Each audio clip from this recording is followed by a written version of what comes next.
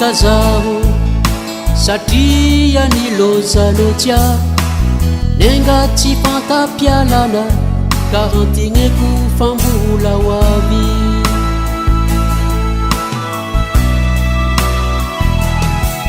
dorotoroka reka zaho satria nilozalotia nenga tsy fantapialana ka antigneko fambola hoavy mape antsafatsafa onigna na de olo nilozana zangay courant onigna na de olo na efa tsy tianaza fa izakoza tsy agnalavitry na de voa foka tsy agnaraka fa izakoza tsy agnalavitry na de voa foka tsy agnaraka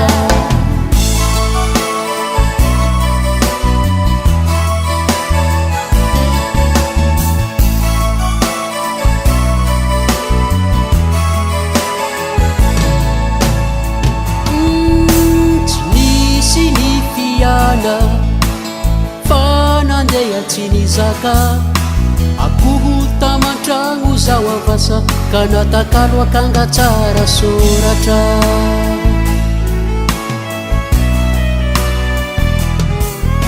tsy nisy ny fiana fanandeha tsy nizaka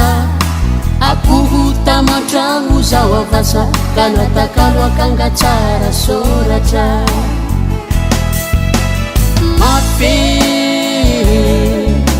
antsafantsafa onigna na de olo nilozana zangay